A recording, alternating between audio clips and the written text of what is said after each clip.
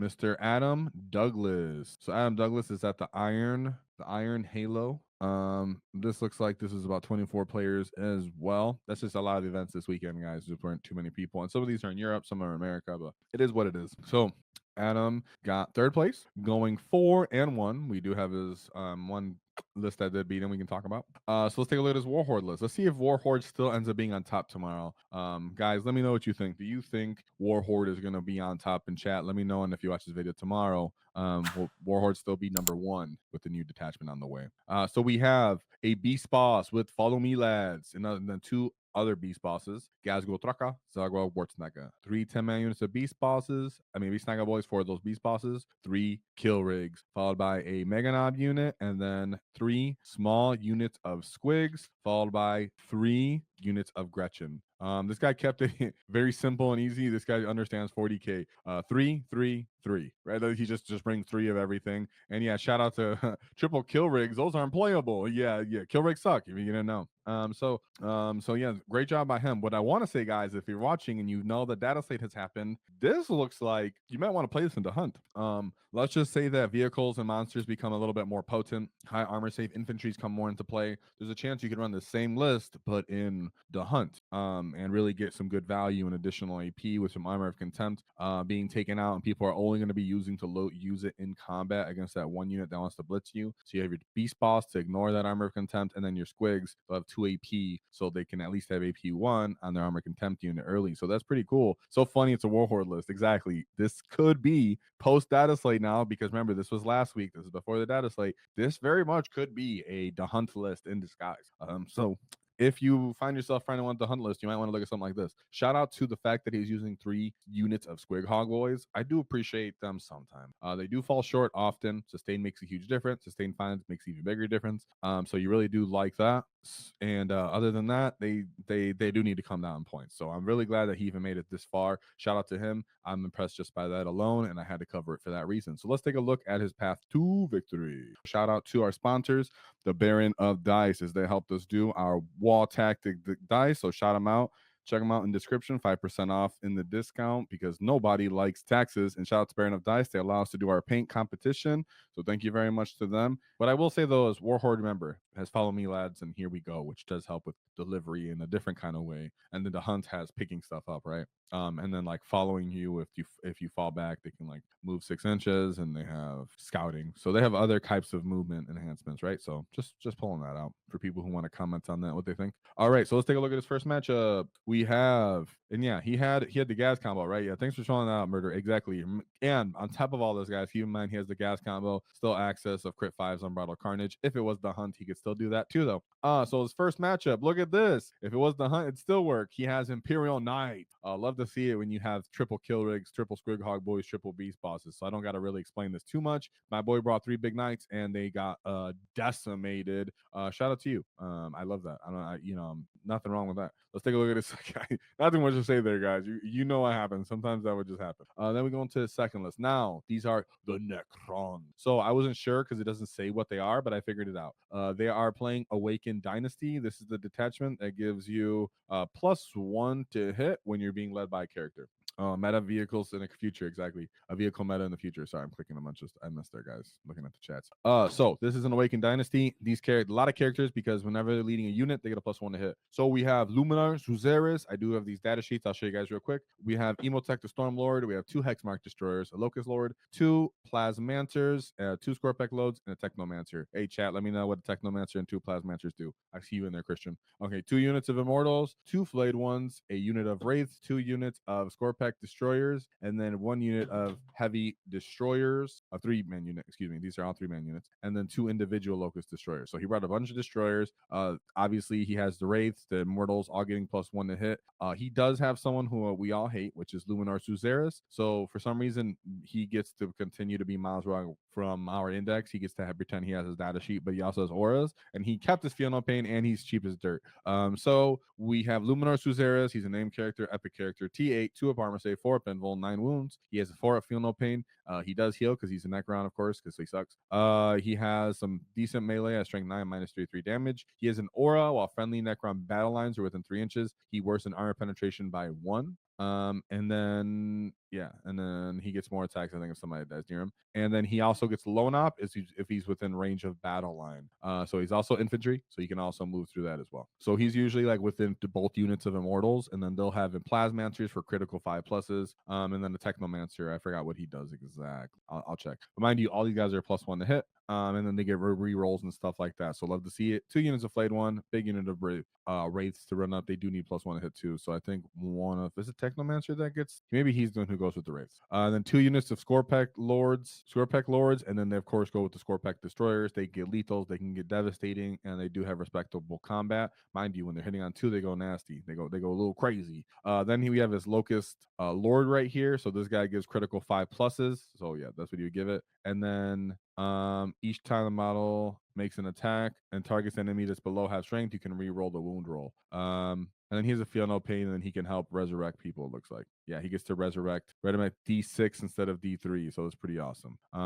Yeah, so just a lot of very effective hitting on 2s with re-rolls, and I think pretty sure just the reliability, being able to focus down, kill rigs and focus down a beast boss and focus down Squighog Boyz quite effectively when he really focuses on them, because really just put volume on them. And all these units that we just showed has volume. They have critical 5+. I believe their weapons have stain or lethal. I forgot, but either one, that's what 5/1s assist with that. And the Necron guns are usually strength 5, so that helps with boys. So yeah. Nonetheless, still a great job, but that Necron detachment has been making its rounds. And that's what I always say about triple kill rigs, is it does kind of have its threshold, because you're kind of just bringing redundancy. If someone has the tools for you, then they can just clean up all those things over the turns, and take you off. But I always say, if you're trying to get 4-1, kill rig can take you there. So then we have his third game. He goes into Death Guard. So Death Guard Demon Prince, followed by a Flaw Blightspawn, Lord of Contagion, a Lord of Virulence, and then a Tallyman. So we said the Lord of Contagion gives them rerolled the hits, and then the Lord of Virulence gives them, I think he gives them reroll. I have to check again him again. It's funny. I don't know why I have to check him again. I'll pull him up. I'm getting some of their rules mixed up because I just played Death Guard not too long ago against them, and they're all lords. And when people try to play orcs and they don't know all their names, like, all right, I get it. All right, I'll get back to that. Then we have the Tallyman. What is that? A big 10-man unit of Plague Marines with all special weapons. A Blight Lord Terminator brick, probably where the Lord of Virulence went. Death Shroud Terminator units, 2 3-mans, a Poxwalker unit of 20, and then 2 10-man units of Poxwalkers, followed by 2 Mephitic Blight Haulers. Pretty light on the vehicles, but these guys are pretty dope for 90 points. Is there a Typhus, or is the interesting? So I wonder what the 20-man unit of Poxwalkers. Oh, there he is. Typhus is right there. Yeah, Typhus and Mortarion. Excuse me. Duh. So yeah, Typhus would go with the Poxwalkers, and then Lord of Virulence, Waaaghtaktiks. Pull him up real quick. Yeah, he's Waaaghtaktiks. He does something. He does. Yeah, it is reroll the wound roll. Okay, when he's rerolling the wound roll. So Lord of Contagion does reroll the hit rolls. Lord of Virulence does reroll the wound rolls. Tallyman is a loan up, and I think gives you CP when it's used. Foul Blightspawn gives you, I think, fight first. And then Typhus, he goes with the characters and does mortal wounds. So he brings all the characters, which means he's very, very elite. Mind you, having this list does have the capability to utterly annihilate Mortarion. So it does come down to sometimes like Mortarion could bully, kind of like Bully Boys list, for example, who can't really reliably kill him because they don't have like sustained lethal 5+. But in this case, he has Ghazghkull Thraka and Beast Bosses, so you can pop Unbridled Carnage, be fish for dev wounds, and you can just put disgusting dev wounds on Morty, and then Gaz can clean him up after that. So it'd be pretty freaking hilarious. So all these elite characters, not to mention you have a couple kill rigs up in here, so they can actually land some kill rig shots on this. You can give your guys +1 strength, so even your beast bosses can end up getting +1 and any wounding them on 4s on non-wall turn. Sorry, that means the beast boss infantry, Beast Snagga Boy infantry. And then the Squighog Boyz can get up to strength 6, even on the not wall turn as well. Then they get lance, so they're wounding them on 3s instead. I know they have -1 to wound if they're led by characters, but it does help also with the stuff like that. Yeah, and he does have fish to CP, and he can +1 hit too. Yeah, thank you for Tallyman thing.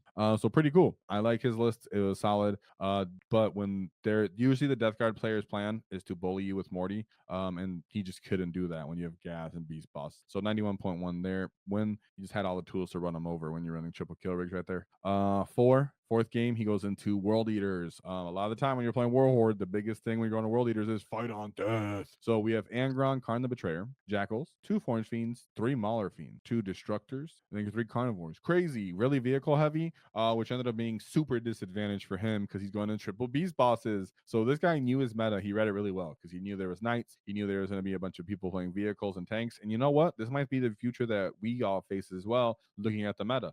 With the data slate changes, you never know. People might go vehicle heavy. It might end up making people just want to go towards a bunch of chaff and hordes and stuff. So maybe 10-man unit of beast bosses and Beast Snagga Boyz might continue to remain valuable, just to clean that kind of stuff up and put mortal wounds on these guys. Not sure about kill rigs, but you know, kill rigs suck according to some people, or you know, sometimes it's just people really learn how to take advantage of them really well, and they run decent paths to victory, just like this, where you know, he just teched into his meta and just ended up destroying it. So 92-point win there. Love to see it when you're going to all those world leaders. Of course, Angron comes back to life. It could be a big issue, but as you can see, he had all the tools to really kill this stuff and bully the game. It would just come down to dice and getting unlucky to lose that one. Then and obviously execution of fighting. He's already proven he can do that though in other matchups as well. So great job by Adam so far. Love to see it. Love to see that he got these matchups and just annihilated when he did on those. Necron can be tough though, I know that. And then last but certainly not least, he went into Knights, Chaos Knights for his last game. So triple Knight Rampagers, and then it's crazy. You can bring triple Rampagers and still have this many Carnivores. So you have 5 Carnivores and triple Rampagers. So even though, yes, he has Beast Bosses and he has Gaz here, keep in mind that you can't like necessarily one-shot a Knight Rampager with Beast Bosses, right? And you do only get one once. You're only doing the Unbridled Carnage thing once. So this game wasn't as linear and easy as you might think just because he had kill rigs and such. There's a good chance that he might had to have been cunning and really play for the primary, not necessarily let himself die quick enough, and hope that the kill rig can get some kills off and trying to deal with these Carnivores, assist with the Rampagers, get some las cannon things off. Really love that he kind of pulled this one out. This one's not as easy. Of course, he has the tools, right? And the thing is that I really would say is that because this guy has absolutely no shooting, he brought no brigands. If he had 2 brigands, that could help this matchup just a little bit because you can kill stuff like Squighog Boyz preemptively, and you can pick up 2 different units of Big Hog Boyz, or maybe at least most of them, so they're not even a threat anymore to your Carnivore. But if you let just a 4-man unit of Squighog Boyz hit a Carnivore and drop bomb squigs and sustain 6s, there's a chance they can just pull down your Carnivore. So this one wasn't as easy. You can see 77-point win, right? So talking about the other matchups, like, man, he has the perfect tools. He can punch out Gordy, he can punch out all those vehicles, he can punch out Imperial Knights. In this case, it would look like he does, but triple Rampagers, how hard they hit on the Carnivores, it means every interrupt is going to be important, and every charge, counter charge is going to be important because he could just clean up those orc units as he's getting stuck in. So great job by Douglas for putting that one on because, yeah, you had the tools, but this is about delivering the tools in that sense. So shout out to you, and shout out to your Great WAAAGH, and thank you to Tyler Howells for 5 Waaaghtaktiks memberships. Whoa! Thank you very much. Very generous of you. Let's take a look at Adam's list one more time before we get out of here. As a beast boss, follow me, lads, with 2 just other basic beast bosses: Ghazghkull Thraka, Zodgrod Wortsnagga, triple beast bosses, triple kill rigs, triple Squighog Boyz, triple Gretchen, and then 1 2-man unit of Meganauts with twin kill sauce to accompany Gas. Of course, take advantage of Zod here, take advantage of the kill rigs, take advantage of redundancy. Can this list shine again with the hunt? That's up to you to decide. That's up to you to actually try and find out. And that's what I think is really cool about this list, is it makes me go like, should we play this with the hunt? Someone play this with the hunt, please, and let me know how it goes. All right. So shout out to you, Mr. Adam. Thank you for bringing that to everyone's attention. Made us really happy with the wall, having fun with Squighog Boyz. I haven't seen that in months, so I'm really happy to show that off, Adam. If you enjoyed the clip, check out the full video here. If you'd like to see more tactics, click here. Let's get stuck in, lads!